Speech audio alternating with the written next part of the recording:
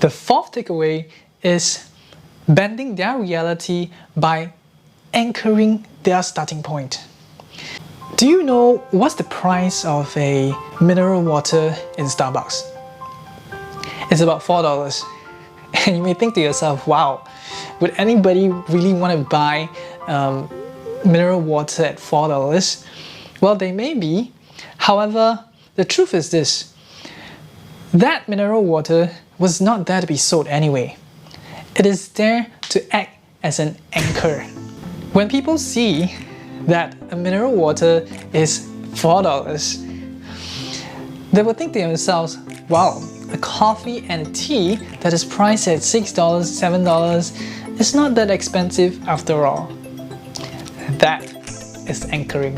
Therefore, when you are negotiating, you can set an extreme anchor to make your real offer seem reasonable, or use a range so that it seems less aggressive.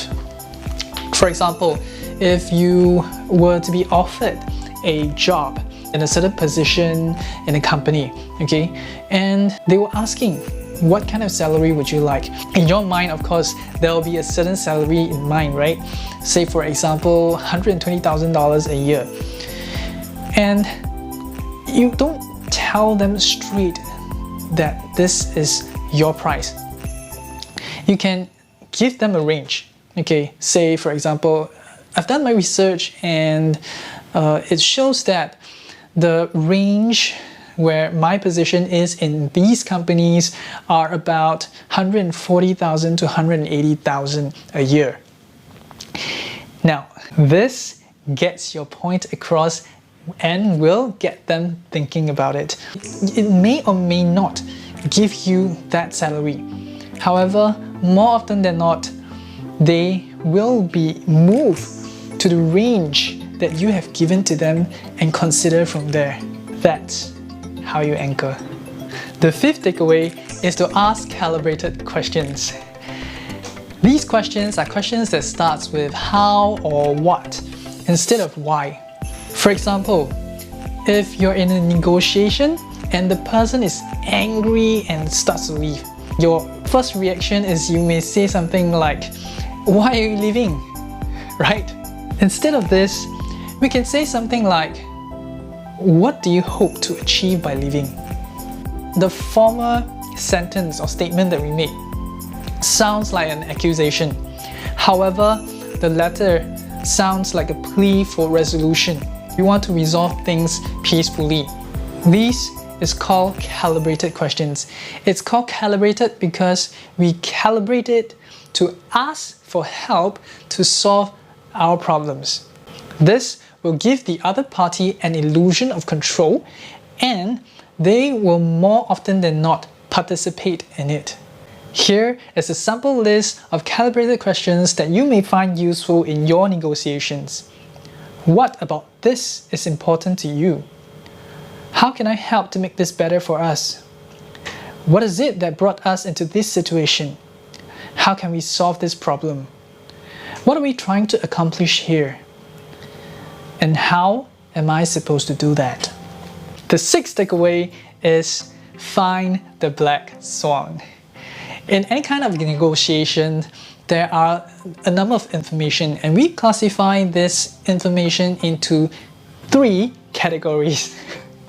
Okay, the first one is what we call the known knowns, which is the thing we know. Okay, for example, the person we're negotiating with, their names, the contract, and so on, right? The second is the known unknowns. We know that certain information is out there, but we don't know who has it and when it's gonna happen.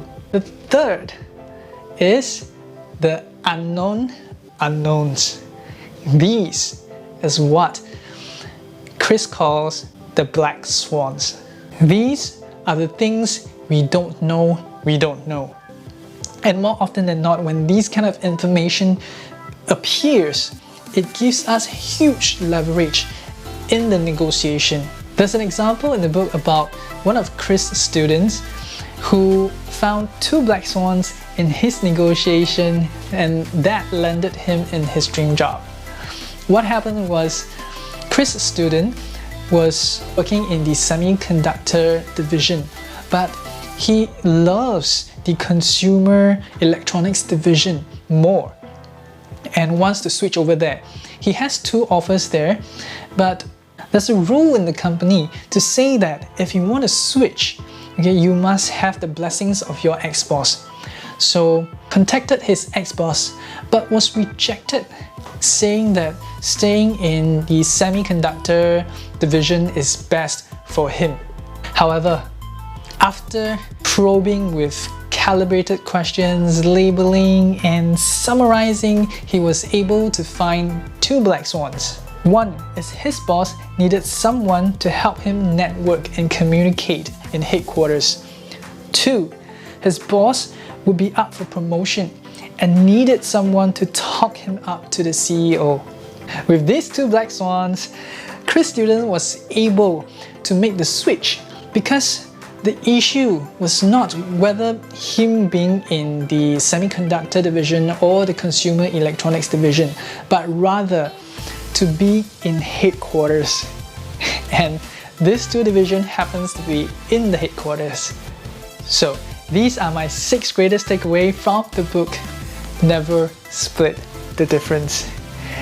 And I really love all these actionable stats and that is so applicable in our daily lives. And I hope you use them wisely.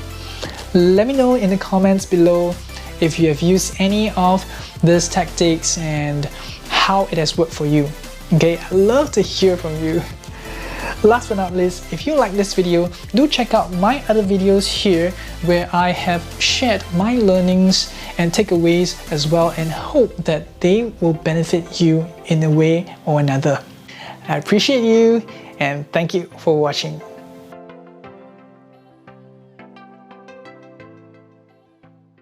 Do check out these other books I've reviewed. I hope they will bring more value to you and inspire you to bring out your best potential. Hit the subscribe button and be part of the journey to inspire learning. Leon here, wishing you well and see you in the next video.